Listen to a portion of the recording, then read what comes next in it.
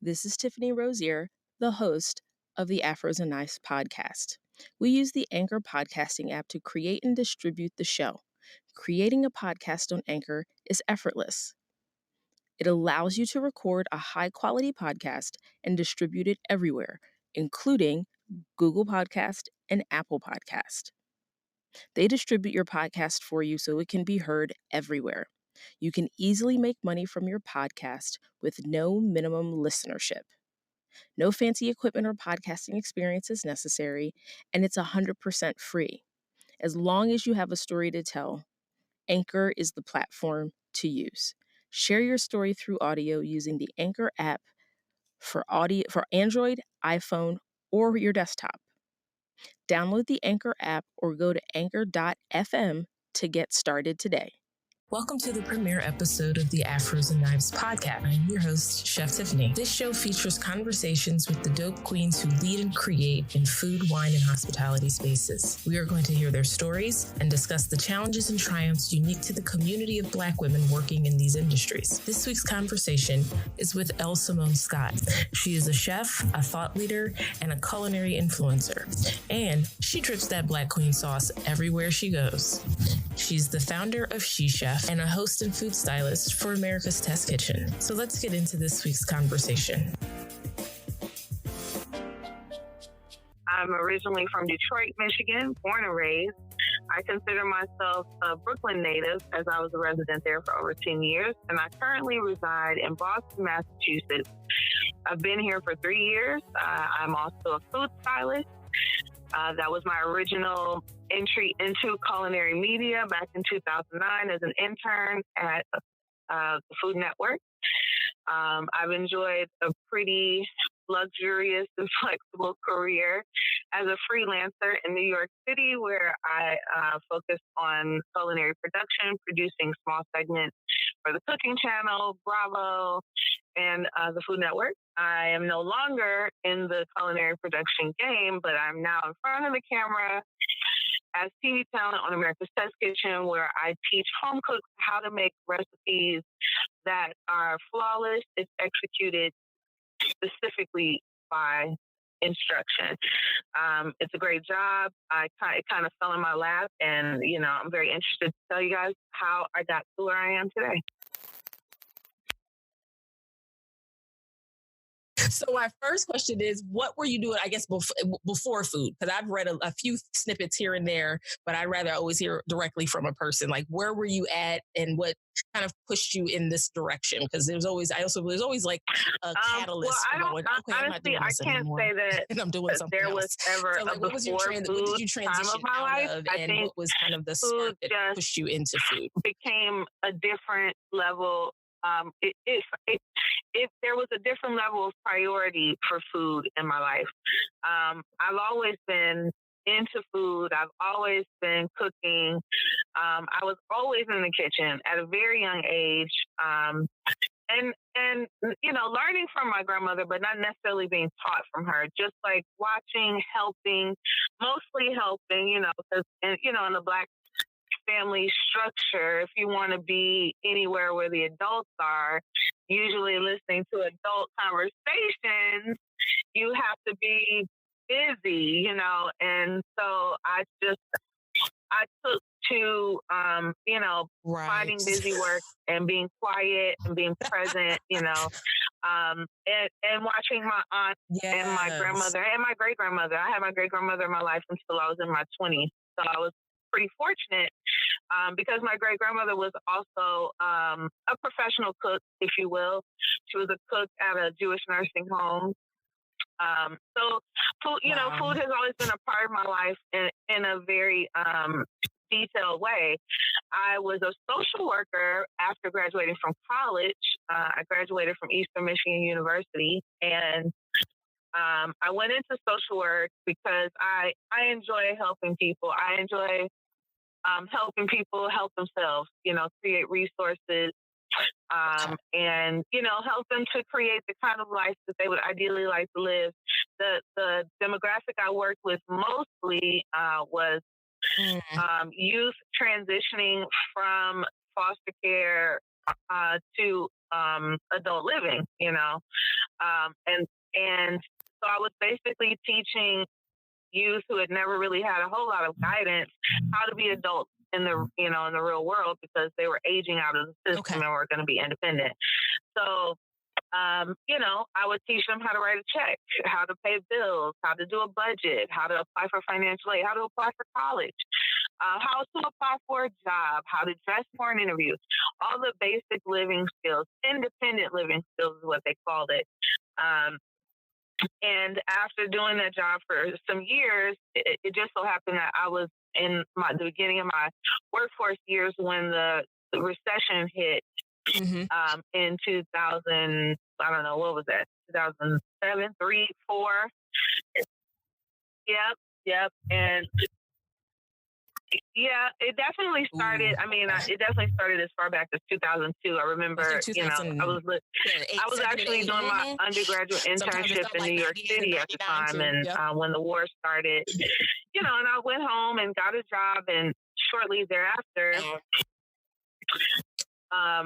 the recession caused the nonprofit world to kind of tank, and the agency I worked for lost their funding, and so I found myself unemployed, basically bottoming out because I didn't have money and I didn't have a contingency plan. Yeah. And I had to figure out what I wanted to do with my life. But even at that time, I was working at restaurants at night. I was I was a prep cook. Because it just fed my desire for being around food. It was also like my decompression after a day of social working. It was a great, chopping things for hours is a great way to just kind of like level yourself out. And so when I lost my job, I asked the chef if I could, work more hours. And it really kind of just, snowballed from there. I went from working more hours at the restaurant to working as a level 1 prep cook at on Norwegian Cruise Line's cruise ship. And that was my first entry point into like professional cooking, like for mass production, and I loved it. I enjoyed that job a great deal. It was one of my favorites to date. It was hard, and I told myself, if I can do this job 7 days a week, 10 to 12 hours a day, then I know for sure that I am passionate about cooking. And after doing it for 2 years, I was like, hey, I'm pretty sure this is what I want to do. And I had some really great mentors, some Black male chefs who were my sous chefs on the cruise ship, who mentored me. They showed me a lot of respect. They taught me the ropes, but they also encouraged me to go to culinary school. And so when I got off the ship, I went to New York with $200 and 2 suitcases and a small scholarship from women chefs and restaurateurs to go to a culinary school that I could not afford, and consequently did not go to. I didn't go to that school, but I did go to school, not that one, but I did go. And, it was kind of history from there. I went to a trade school that I could afford while working as a social worker. I took another social work job. It was the last one. And that's how I ended up in New York going to culinary school. Now, I won't go too far because perhaps you have more questions leading up. I don't want to spill it all in one conversation, one moment. Yeah. Wow. No, that's fine. Oh girl, it's all right. I found it's so funny because every time I have a conversation specifically with women of color who have transitioned into culinary, it's almost the same story. It's kind of the same trajectory. They started cooking was always kind of running in the background like a computer program in their life. And it was always there. It was like ever present. And at some point it pops its head up and you're in a transition. It's either you lost a job, something happened in the economy, and you're Yes. sitting in this moment like, okay, what do I do now? And like, like that ever present friend, food shows up again. And somewhere it kind of just takes you where it's supposed to go. And so like, cause I had very similar journey and about the same time. So it was like, oh, wow. Okay. She was where, when? Wow. All right. I ended up in New York in like 2012 and I was in culinary school in 2008. And at the time I was working at a hotel in like guest services in Arizona, and I had gone to Nashville, and I was transitioning out of like marketing and out of like an office job, and I just didn't know what I wanted to do next, and I just knew that wasn't it anymore. And the company I was working for, they were reducing their staff until they got down to like 3 people, and so it just wasn't even an option at that point. And so I ended up going to Nashville and kind of just like wandering a little bit, and then food again just kind of just shows up like it was sitting in the background this whole time. And it was like, well, we got you. If you want to pursue this, you good. And so all the chefs I had were, again, like they were, just like yourself, they were very generous and they were like supportive, and they I constantly heard like you're really well suited for this work, you're not scared of hard work, and you obviously love what you do. And so I just always found it fascinating that every time I talk to someone new, they have a really similar story. And I'm curious as to why that's the case, especially, like I said, especially for Black women.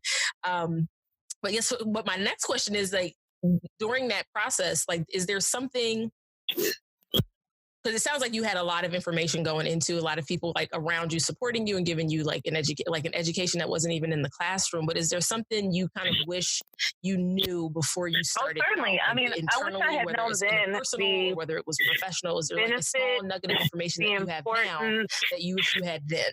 And also the resource to study abroad to cook.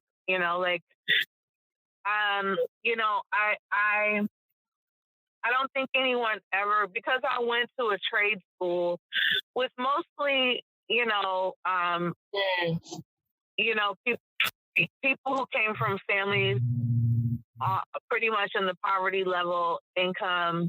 I honestly feel like there was a lot left out of those programs because they were just trying to push those youth through a trade and to keep them, I don't know, perhaps off the street or just employed. There were some people in my program who were literally in like second chance programs, split the state of New York, where if they didn't do this thing right, they were going to prison, So I think that because I had to make an executive decision about how much money or how much debt I wanted to go into to take on this career path. I also had to choose to go to a school that did not offer the same type of resources or access to their students, So where most schools are either have programs that help students study abroad or encourage students to study abroad, the school I attended did not put any importance on that. And I was pretty grown when I went to culinary school. Like I was definitely I at least was 30. I think I moved to New York again when I was the second time when I was 30. And I was very well I was very well aware of the importance of traveling. I mean, I had traveled a great deal, in my life up until that point. Same here. I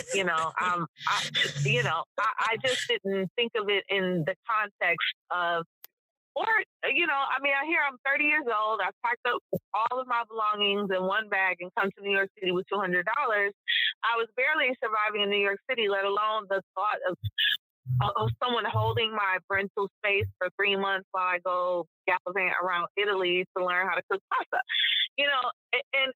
And that's not to reduce it, because that is a valuable experience. But depending on how you come into this industry, you don't have easy access to those experiences. And that was part of the reason I created She Chef, is because I wanted to give, women of color access, because access is resources, right? Sometimes access is just gifts, you know, and I wanted to provide that for women of color because I never saw those women after, not all of them, but a good, Right. I mean, 2% of them are still cooking professionally right now, you know, and it's like, I, I never saw those women again. And it astounded me, like, where the hell are they? So there's nothing but white women, if, or white men, you know, like there's no one here Oh, that did looks they like go? all the Yes. people I went to school with. And it was disheartening. And I was just trying to figure out what I wanted to do about that. And that's kind of how I came up with She Chef. Right. At what point in your career did that idea go, okay, we need to stop being an idea and start to exist for real? Like, what was that? Was there a moment where you kind of were in an experience and were like, oh, okay, it's time? Or had it just kind of organically happen where there was an opportunity that presented itself and you were like, okay, now I know it's time to like just go all in on this one? I would honestly say that it kind of organically happened. I mean, She Chef was already being itself before I decided that it should be a thing, you know, like it was really just a meetup opportunity for women of color in the industry who wanted to just, you know, vent or needed, you know, like somebody to watch their kid while they had to go work the shift, or, you know, we were just like a group of people supporting each other. You know, they were supporting me, I was supporting them. It did come, it, the, the thought occurred to me when I was interning at the Food Network and I didn't see a whole lot of I didn't see any other Black women. I saw there was one Black woman who was a producer who left during my internship. She actually moved to care for her aging parents. But after she left, there was no other Black woman there, and there were a few Asian sisters there, but overall, no, you know, very few, and Right. so I was like, this is odd. And I would do more jobs and I would just notice that that was the trend. And I was like, okay, why is this happening? So I went to the student services department of my culinary school and got to talking with them, career services, and just got to talking to them about our students calling back for job placements, you know, asking all the sociological questions behind where they at, you know, at the end of the day, you know? Yeah. Yeah, girl. Look. So, Yeah. so they started giving me the names and numbers of a few people to reach out to, some who were still working in the field, some who were not. So I kind of just turned it into a bit of a research opportunity to, you know, find out what was going on and how I could be of assistance, you know, because you can know that there's a problem and have no idea what the real problem is, you know. So I just wanted to find out what the real problem was. I found a host of things. Some of them were just like childcare, the rate of pay in the food, especially in fast food, because when you go to a trade school, really the only places that will really hire you are fast food places, or maybe slow food, you know, Panera, these Starbucks, you know, and thank God for those companies because they pay well. But, you know, even still, you're not starting in fine dining. And even if you do get into fine dining, you're at the low end of the totem pole. So wages were an issue, is still an issue. You know, so things like that. So I was like, I want to just kind of get together and we can talk about it, see if there's anything we can do about it, how we can fix it, how we can support each other. And so that was really how it came about. You know, it wasn't, I didn't have intention for it to become what it became. However, I do treat She Chef like a mother or parent. Let me be politically correct. I treat She Chef as a parent treats their child. You have an idea what you would love to see your child become in life, but the reality is that you have to let your child become who they are meant to be, right? And so a lot of times I would try to manipulate it and make it something.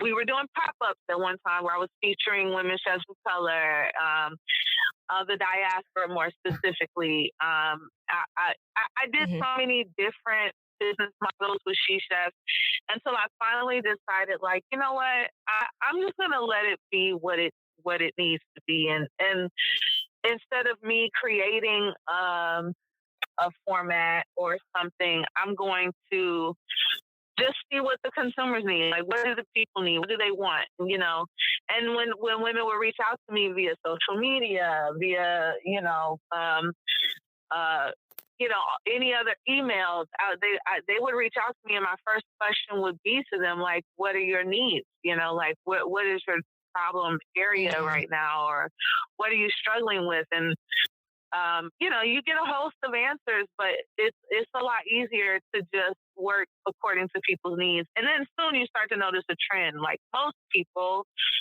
Right. have transitioned or want to go from fine dining to catering, or they want to start their own business. You'll notice more trends, and it's kind of easier to help support the needs of people when you can kind of, at the very least, group the issues, cluster them, and kind of attack them, from a larger point of view. Okay. Okay. I mean, it's funny that because we're now getting into a trend with culinary work in general about, especially around like mental health and having better support systems for people who work in this industry, and how usually it always takes a group of Black women to kind of lead the charge in that direction, because a lot of listening to how you describe this organization, a lot of it does sound like this place of support, because while, of course, wanting to do more of the doing pop-ups and events and drawing people in and making them aware of the fact that there are these women out here who do this work and they're amazing and they should be seen, and they should be represented properly. There's a space internally in the industry where it's like, but these same women also need support. They also need somebody who has their back. They also need to know that they won't have to lose an opportunity because they have these details in their lives that they don't have a resource to go to to address. And so it's amazing to see like some of these organizations are starting to pop up. I think it was Sean Brock recently released some information about a job app that he had been working on with some folks, and how it allows you to, to work in culinary, but you can be essentially a freelancer and maybe work a couple hours here, a couple hours there, and it kind of allows you to move through the industry a little bit more freely. So it's just interesting to see that yet again you have Black and brown women kind of leading the charge very quietly in these directions, where it's like, well, if we're going to do this work and we love what we do, but we also need to not burn ourselves out and not stress ourselves out about certain details about our life. Like, we need to be able to live a life and do the work we love, but we're going to need support systems in order to do that. Do you see other organizations starting to pop up, like smaller communities of women across the country or across the world, who are kind of mirroring this effort, mirroring the work that you're doing with She Chef? Absolutely. I mean, what I'm doing with She Chef is not it's not original in that like, of course, I didn't corner that market. I just hit it from a national perspective, and only because I was doing it at a time where there were no organizations centered solely on women of color. Right. To this day, there is no national corporation created for women of color except She Chef. There are lots of, local level orgs, like Chef Pat in Baltimore has just called me chef. There's some sisters in LA who have an org. I have post chemo brain, so I can't remember all the names, but there are definitely, there's Equity at the Table, which is not an organization as much as it is a network.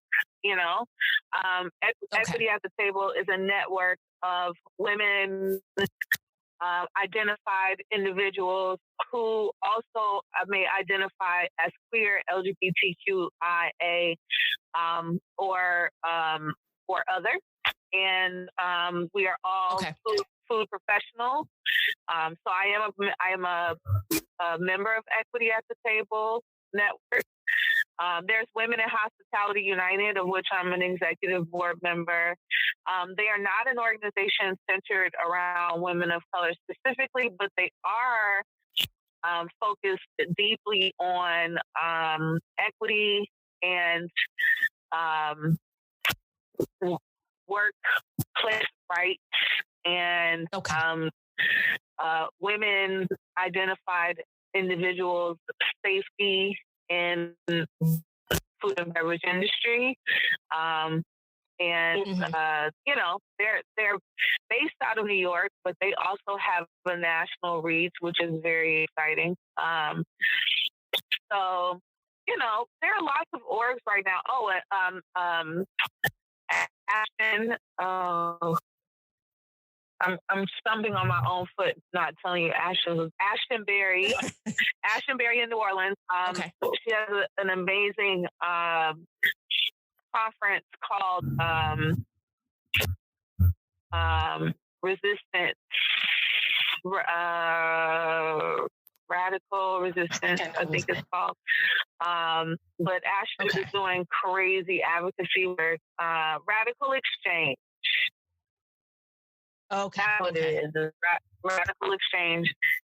An annual event that she has in New Orleans. Ashton is in the beverage industry mostly, and so she's definitely she's a powerhouse and alone. I mean, she has partners with Radical Exchange, and I can't remember the sister's name, but there are lots of people out here really advocating for mental health and sustainability in the food and beverage industry as it relates to livable wages and like a positive, my charge is positive kitchen culture. Like I'm all about how to create positive kitchen culture, and that's the message I take everywhere I go. And even though she shows emphasis and focuses on women of color, I feel like once you are able to impact the internal system of the restaurant industry, it makes a better work environment for everyone, not just this group or that group. Like if we can, create a new working model, then everyone is better off. My particular charge is to help women of color navigate in those spaces until we get that ideal kitchen space, positive kitchen culture that we dream of, Yeah. Oh, absolutely. Absolutely. And it's, the myth that a lot of people when they find out what, especially what do you do for a living? Oh, I'm a chef. And they're like, oh, okay, that must be really, and there's a number of, insert a description in the blank here where it can be glamorous or hard work. And the thing they don't understand, like the culture can also be really toxic and really challenging, and it's not healthy. It's not at its healthiest yet. Like you still have to have a certain level of fortitude about yourself in order to kind of enter some of these spaces, in order to survive them, because you're just like, okay, I can't believe I just heard that, saw that person did that. And so there's a lot there to contend with in order to just get to a place where you can just offer up your best work. Right. So I am definitely a huge conduit for a huge catalyst for like change within those individual environments, those little micro environments where people kind of walk into a kitchen. It's like, well, don't bring your kids. Right. And it's probably not the best place for a family to sit here and watch a chef do anything in this kitchen right now, because you don't know what language is going to come up out. And so it's just like to really advocate now for we can do better. Like, and again, like you said, if we can focus on those particular groups that always seem to be on the fringe and on the outside and not always have been included in the conversations around how to build really healthy kitchen environments and really positive restaurant environments.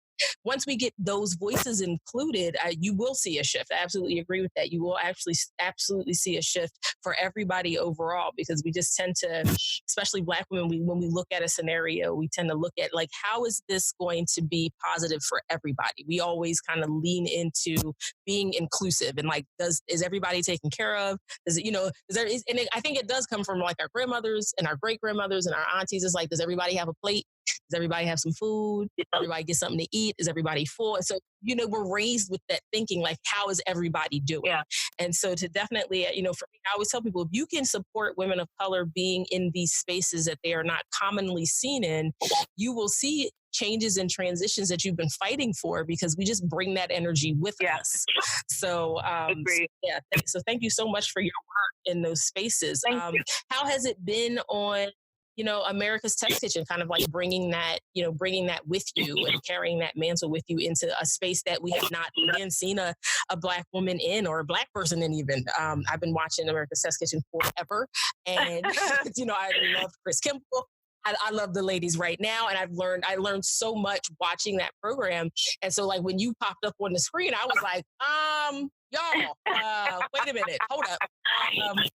Who was this lady? Because I remember, like, there was a point, I want to say it was like 2002, 2003. I had applied to work in the test kitchen probably twice a year for like 4 years straight. I was like, whatever y'all need to do, I will wipe off prep tables. I will sweep floors. Do you need a porter to clean off dishes? Like, what needs to happen? Because it was just an environment that I wanted to be in, to kind of just learn and glean information and like work through recipes, see how things can be executed in a way that a home cook could absolutely wrap their hands around and do something beautiful consistently. Because I knew, like, teaching classes that home cooks were challenged with consistently producing really high quality dishes for themselves at home. And I was like, America's Test Kitchen nails it in that space. Like, if you want to know how to execute that dish repeatedly and correctly, then that's the place you go. That's the thing you watch. And so, like, when you showed up, I was like, all hands on deck, y'all. Somebody need to be watching this program, because you won't believe that there's a brown lady on this show now. And I was just so excited to see that. So how has the transition, of course, from being behind the camera to on the camera, but also just carrying that, like, the message of She Chef, throughout your work, how has that worked for you on America's Test Kitchen? Well, that's a great question. It has, of course. Well, let me say this. Before coming to America's Test Kitchen, I was freelancing in New York City, but I was also basically functioning as a full entrepreneur.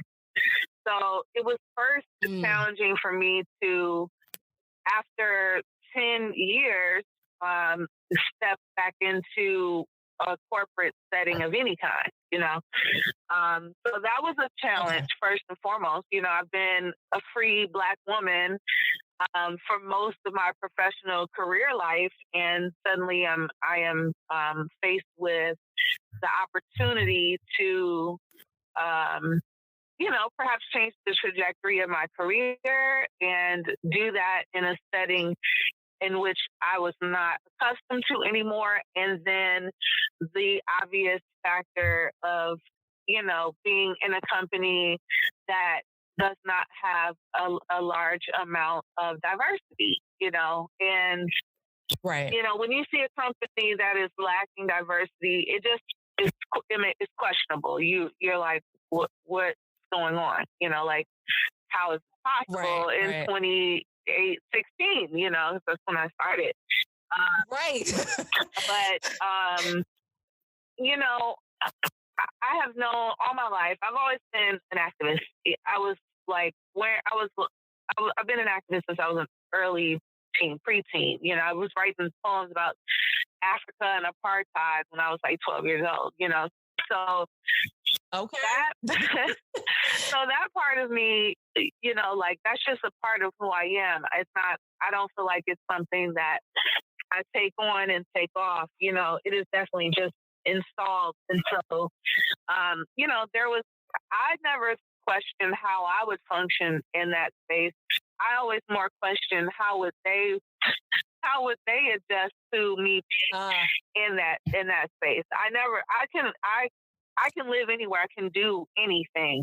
And I was raised to believe that. And I do, I do feel that way. I'm very, more than I am arrogant about that. I'm adaptable, and I think that adaptability is something that all Black women are taught in some form or fashion growing up. We're taught to be adaptable, and that's kind of our superpower. And so, coming into Yes. America's Test Kitchen, I didn't think of it as different than any other challenge or any other, opportunity. Like, I know that I'm going to be one of few of something, and I don't intend to go in here to work twice as hard to prove myself, because I got here because of what I've already been doing. And so it took a little work internally for me to get to that point, like not psyching myself out, because you only hear we have to work harder and smarter and da.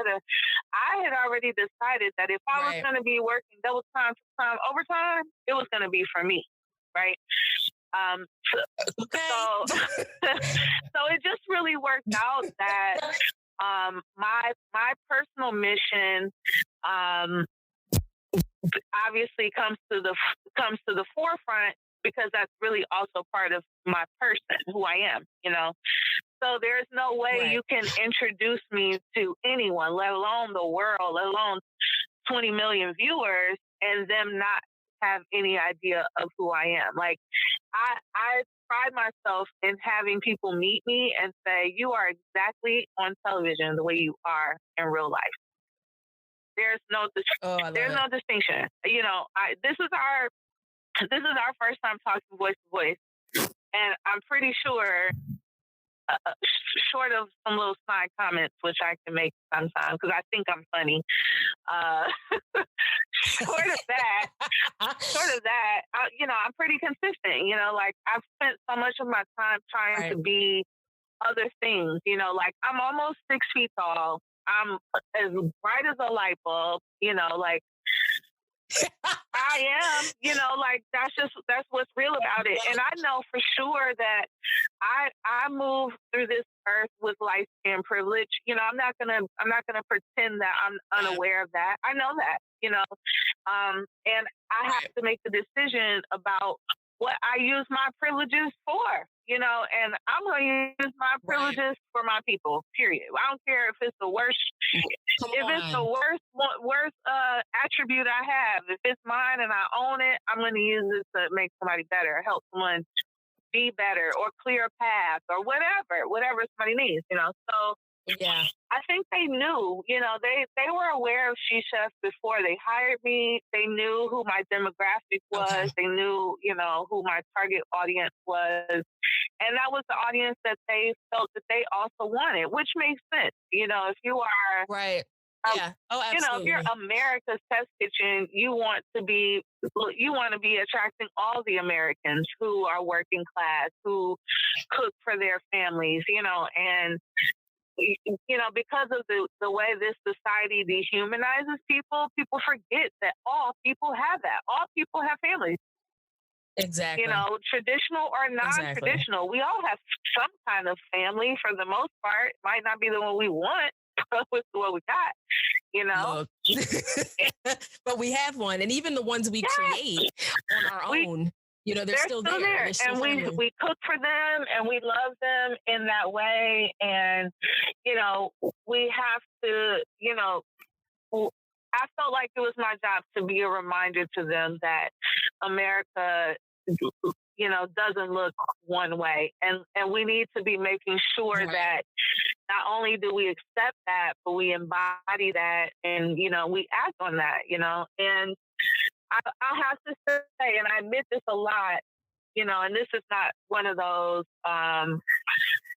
these white people did a good thing. It's not that kind of thing. I understand that. It's not that kind of thing, but I mean, they were not hugely culturally diverse, but there is diversity in that company. There are so many different types of people, sexual orientations, different regions of the United States, different backgrounds. There are some people who grow up very poor and some people who grow up very rich, right?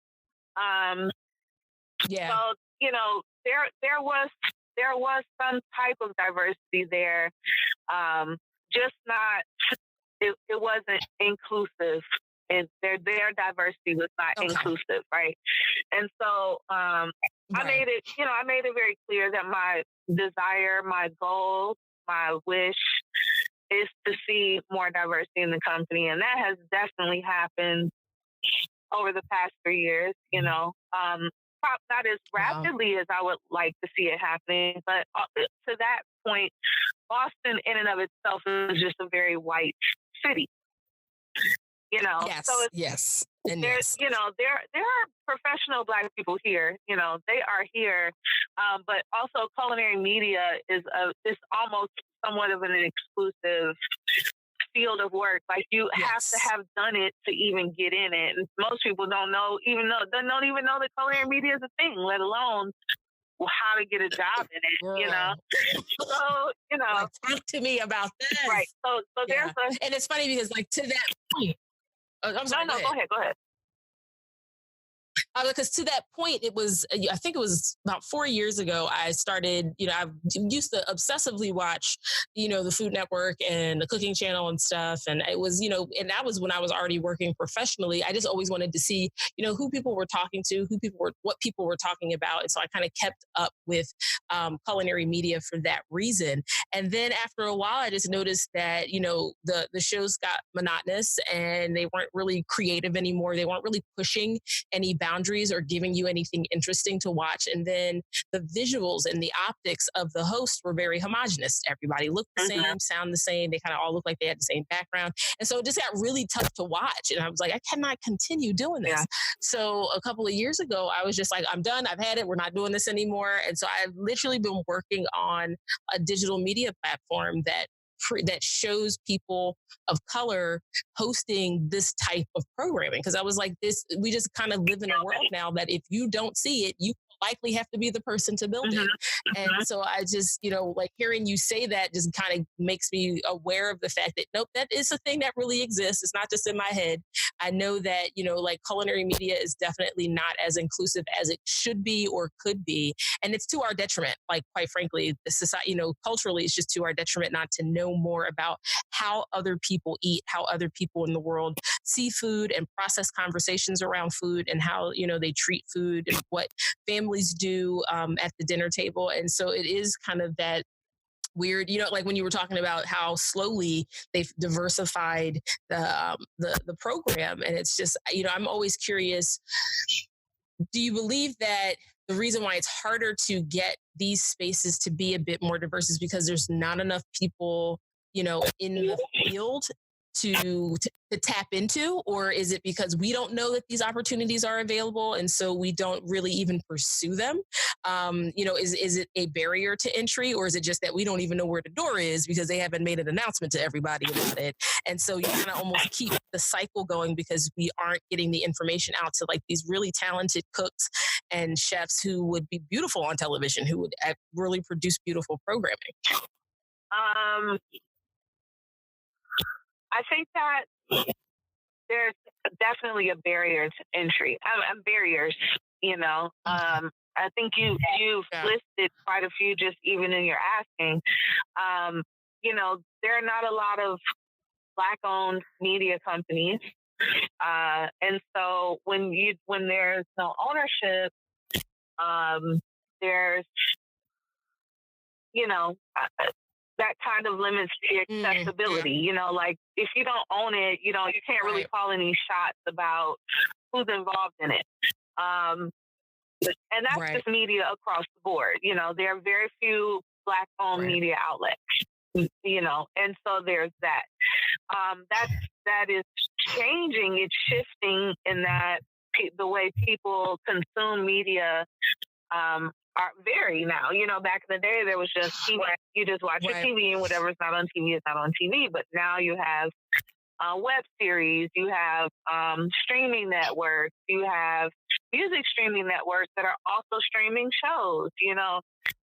There are so many different ways to consume media now that, the initial barrier to entry being like ownership or, like that's almost non-existent anymore. Like, almost anyone who is committed to it could have some type of media outlet. And you don't need people to be your media outlet anymore. Social media influencers are a perfect example of how, people have taken the way that media is distributed into their own hands, you know.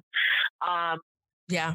so of course, you know, there are barriers in terms of like finances, access, and being able to call the shots. But now you don't really need, you know, you don't need a whole lot to get good content out these days. You know, if you wanted Right. to become well famous fast, then of course if you have a lot of money, you can do that. But you know, if you don't, then it's a slow crawl, like most people, but it's possible. Um, I think, and that again, those are my feelings on media across the board. Now, culinary media, because a lot of people don't Yeah. even know what it's called, they don't know that it's an opportunity. There's also very few culinary. There are zero accredited culinary media educational programs. There are Agreed. I mean, it's just a fact. You know, like you can't go to school to be a food stylist. You can take a course, you could watch a webinar, but there's no certification for it. You pretty much have to apprentice, like I did. Most food stylists apprentice a little. At least, you know, and so there are educational programs to teach you how to be a producer. But to be a culinary producer, you pretty much have had to have some type of culinary training or heavy culinary experience. And those are just two fields that people don't typically think of going hand in hand. I have a MFA from Full Sail University, and my degree is in entertainment business. So entertainment business is another way to say like media, you know, knowing the business side of production, you know, that's kind of what I mean. Okay. You know, so with there being no training program, it kind of makes it like an exclusive club. Like you have to have someone has had to have offered you the experience, and you had to have that someone from, you know, that said someone from the inside. And most of the people on the inside are white and female in culinary media. Lots of women and white women in culinary media. And, you know, and then you have to get that experience, and then the right person has to see it and think you did a good enough job to call and ask you to do another thing. And it's highly competitive. It's competitive with the few people that are in it, let alone, you know, let alone the people on the outside, you know. Even in New York, it's a small world, you know, like we all end up working on the same shows together. We all work on the same shoots together. You know, it's like recycling the same people over and over and over again. And if you don't get on top of that list, then you're not on the top of the list. And that's kind of how it goes. Right. So, you know, I mean, I don't know that there's anything that's not a barrier for these days. Especially for that, yes. I'd be interested to know if we were to, of course, diversify the stories that were being told within food and like wine and hospitality, would we see some growth in that space, in the media space? Like you have the same people telling the same stories or on the same shows, because essentially you're talking about the same things, you know, over and over again. Like how many ways you teach somebody how to cook, you know, Southern fried chicken? Like, I mean, just there's only so many moments that you can have with that. And so at some point we do have to diversify the stories that are being told in order to even get an opportunity to get people into the media space to tell the story. And so, can you think of anybody who's potentially telling those stories right now? Like, are there any YouTube channels that you absolutely love? Any influencers that we can all like jump on and follow and support to get their work out there? Because I feel like, you know, if we can throw some eyes and some names, or throw some names out there for people to put eyes on, that, you know, that we can build those audiences and kind of start leaning that weight to the other side. Like, hey, tell more stories, tell more diverse stories, and we'll have a higher quality of food media at this point, because we're really literally telling the same stories over and over again, and you really only need so many people telling them stories. So is there anyone we should be watching and paying attention to and following and championing right now? besides yourself? Of course, there are so many besides me. But I want to first just kind of clarify, or not clarify, but I want to say that there are so many ways to tell the stories, and I think that food media, food television is a certain type of media, but it's not the be all and end all, and it has not proven to us that they will not continue to tell the same stories over and over again. So I think that we should take the importance off of them and let them deal with that, which they are, because Food Network has changed quite a bit over the past 5 years, right? Less programming, less cooking shows. It's because people are realizing that there's so many other ways, like I mentioned before, to tell the stories. So I think that some of the people whose stories I love to hear, Chef Omar Tate. I love hearing his story on a plate. He has a food. He has a a dining experience called Honeysuckle, and I love it. Okay. Yeah. So, he tells a phenomenal story of food, of Philly on a plate, which I think is amazing. Who else is telling? Black Foodie on Instagram. She's I stalked them. East African sister. She has a great. She tells a great food story. Who else is telling great food stories? Chef Reem Estelle is telling amazing food stories right now. Dr. Leslie, who does the Icon Dinner, she tells our story very well. I don't know her personally. I'm not personally connected to her, but she does dinners that pretty much honor or highlight Black chefs. I mean, James Beard dinners. She does some really great events. Dr. Leslie, I can't remember her last name, but it's Leslie with a Z, honey. Don't mix it up. Okay.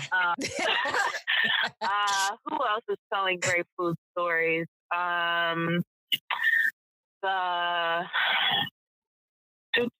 know I'm a big fan of Whetstone Magazine. Oh, yeah. Steven Stratterfield. Yeah, Steven, absolutely. Oh, my God. Just absolutely beautiful stuff coming out of there.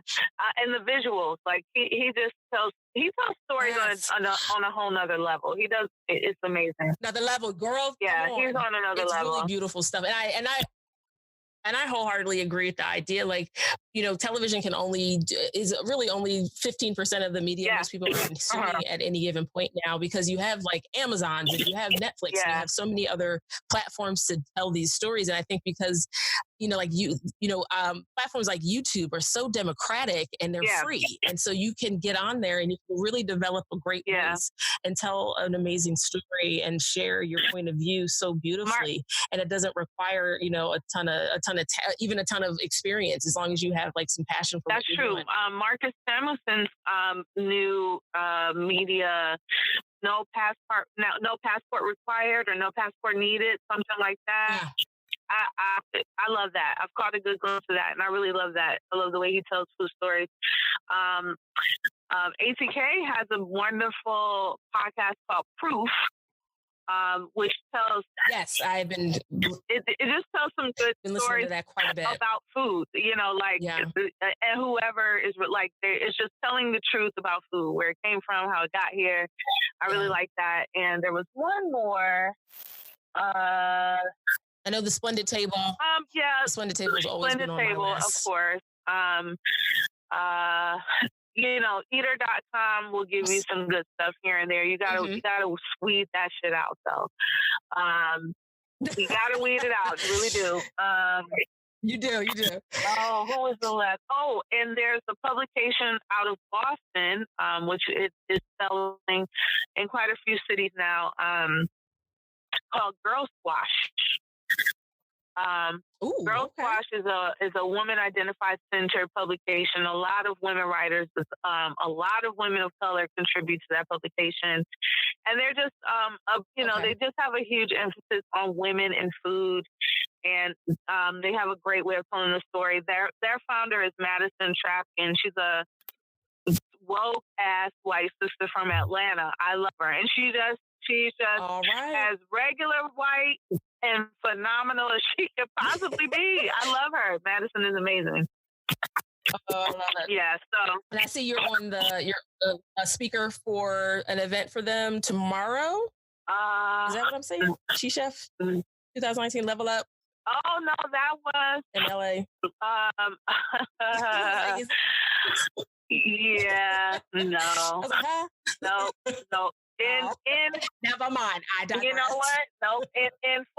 In the spirit of transparency, for my self-care and mental health, I decided to pull all of She Chef's programming until September of 2019.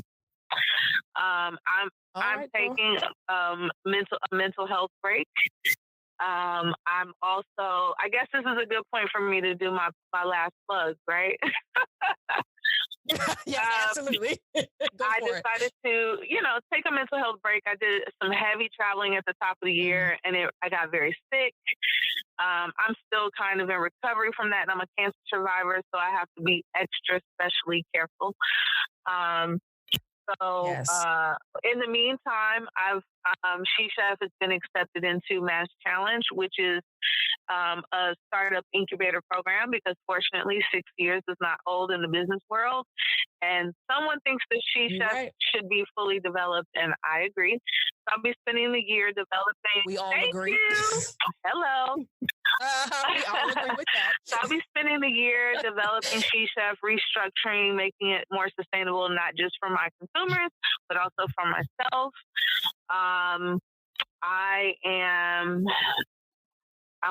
That might be the biggest, most important thing that I'm doing. Yeah, really just kind of like taking a step back and, reminding myself and other entrepreneurs, because I am quick to tell people, rest, take care of yourself, and I don't do it. So I just want to, I feel like success looks like creating better habits for myself. That's what success looks like. And I don't want to do, to create all this fruit from my labor and not be able to enjoy it because I'm dead, I don't want that. Girl, dead or sick or broke down, and no. It's all the same. It's all the same. That's exactly my point. Like, if you can, even if you're alive and broke down, you might as well be dead because you can't enjoy it. Come on. So exactly. I don't want to do that. I want to reimagine what success can look like for Black women, and maybe create a handbook about what that looks like, that's tangible. Yes. Well, tangible handbook. Tell me where we can send our offering and our tithes. I know that's right. I am sure we can pass this plate on around and get this done, ladies and gentlemen. I know that's right. I mean, thank you so much for being such a great example of that, of showing like, look, sometimes I have to show up in my life this way in order for me to continue. And so like taking a step back is just as healthy as charging forward. And you just need to know the time to do that and respect it when your body is telling you like, ma'am, sit down. Right. And you're like, yes, and I'll do that. That's right. So thank you again for being that example for all of us to like go, okay, we can chill and our hustle doesn't suffer on account of us taking rest and taking a break. It actually is improved when we go back into it. And so thank you so much for sharing that, because I know that, especially as Black women, we are conditioned to kind of work harder and 3 times faster than everybody else. And, in order to get a few inches ahead and to know like it's okay. Yeah, we don't have to do that. Like we can show up in the space with all our greatness and, we deserve to take time for ourselves and take care of ourselves because we don't have to work ourselves into the ground in order to be great. And so, look, I appreciate you and I thank you so much. Now at the end of these podcasts, I have decided to give people a couple of questions. They're usually just fun, but it gives us a better picture of like just who you are and where you're, and how you see the world. So you will be the first of our guests to answer these 3 questions. And so the first one is, What's something people seem to misunderstand about you? Oh, girl, the list is long. I think that people. Give me your Okay, top three. the top three things I think people misunderstand about me. I think people think that. I think people think I'm full of myself when I'm not. I'm actually quite a humble person. I think people think that I am a little crass. Because I say exactly what's on my mind, but I'm a Sagittarius, so I don't have a filter for facts. I don't ever say things to intentionally hurt people. I just don't have a filter for facts. And I think people think that I have a ton of friends, and I don't, or that I have like this crazy social life, and I really don't. I'm a homebody. I have all the time. They be like, you're an introvert? Okay, yes. Every day, 100% professionally. Like, yes, yep, in the 100%. house. I will pretend to make plans with you and then be joyful when you cancel them all the time. And be excited when when it's still happening. Like, I could go either way. I'm okay with staying home. That excites me too. Good. You know, I'm like, oh, okay, you ain't gonna go tonight? That's not a problem. I got plans. I'm good. Okay, so the next question is, what is something that you are not very good at? I'm not very good at cooking white rice. Interesting. Yeah. Okay. I either overcook it or undercook it. I don't know. Bless your life. Yep. That is information we all use going into the future when we out here burning rice up. Sometimes. No, chef, she ain't good at rice either. Sometimes. I'm in good company. Yep. It won't suppress my greatness. I'm gonna go ahead and do this rice again. And it's gonna be okay. Or you just gonna scrape it off the top and eat what's good. I don't care. You know, I'm cool with it. Look now. Blessings. The last question is, tell me something that is true for you that nobody else agrees with you on. I think that you can admire qualities about someone that you have great disdain for. You know what? Ladies and gentlemen, again, we would like to take up an offering or a collection for that bit of ministry right there. Yes, that whole statement will preach. I'm like, you know what? I can still appreciate these three things about you, but still want nothing to do with you. It's possible. I mean, totally I absolutely cannot stand the Orange Monster, and we know who that is. I cannot stand him. However, he has the audacity of the kind of audacity I've never seen. Like, it doesn't matter what he says, in his mind, it's true. I wish I could be that convinced about myself. You know what I'm saying? I wish I had that, right? I wish. Oh my goodness. Girl, the level of self-confidence or delusion, man, I don't know, is borderline. Probably it's a little bit of both. Exactly. I mean, if I had that kind of, they say, a very funny phrase that I've heard several times recently is that go into every task with the confidence of a middle-aged white man. I've heard that so many times. It's so true, right? Ladies and gentlemen, on that note, we're going to leave you with that nugget of wisdom. From Culinary Oprah. You heard it yourself. From Culinary Oprah. There you go. Okay. I need you to go into the rest of your work week with that information in the back of your head. That's right. Because it will serve you for the rest of your life. The rest. Okay. Yeah. Yep. Look, the confidence of a middle-aged white man, not even a young one, a middle-aged white man. They're the most confident. They are the most confident. Oh, blessed assurance. You're right. You are so right. Well, thank you so much. Thank you for having me. Spending this hour with me. Oh my God. I've loved every time I've had to chat with somebody or just set up an interview with somebody in the past few weeks. It has been humbling and it has blown my mind just to hear how excited, this community of Black women, how we are to connect and talk and like share our stories with each other. And it's just like, I love the generosity of spirit that I have run into in the beginning of this process. So I just thank you for being my first interview, for being our debut. Thank you. Thank you for having me. Based on the response, people are lit and prepared and ready to just hear what you have to say and hear your story and be inspired. Oh, great. Just thank you so much for being a leader in the community, and we appreciate all you do. Please definitely take care of yourself and, take a break, luxuriate as much as you possibly can, because we know that when you come back at it, you will be snatching all of our edges and stepping on everybody's neck and motivating everybody to get their lives. And we look forward to it. I want everyone to keep their edges, but if you want me to just lay them down, you can find me at www.shechef.org. You can find me on Instagram at shechef, INC_ELE, or you can follow the organization at Shechef Inc. on both Twitter and Instagram. We're on Facebook. You can find us everywhere. Every little bit of social media, you can type in Chef Elle Simone, or you can type in Shechef Inc., and we're right there for you. Thank you for having me, and I'm looking forward to hearing all the other sister chefs give it all they got. Thank you for listening in on this week's conversation with Elle Simone Scott. We are excited that you have joined our community of thoughtful, ambitious, and informed listeners. We love to hear the stories and experiences of inspirational and passionate people. You're invited to the episode after party. Click the link in the episode description to become a member of the Afros and Knives community, powered by Mighty Networks, and let's keep the conversation going. Are you looking for information that was referenced in today's podcast? Then visit the show description on the Afros and Knives website to get the details. Subscribe to the Afros and Knives podcast on iTunes and unlock the newest episode every Tuesday. Visit the website and become an insider to get exclusive access to new shows before they air. Like us on Facebook and follow us on Twitter and Instagram.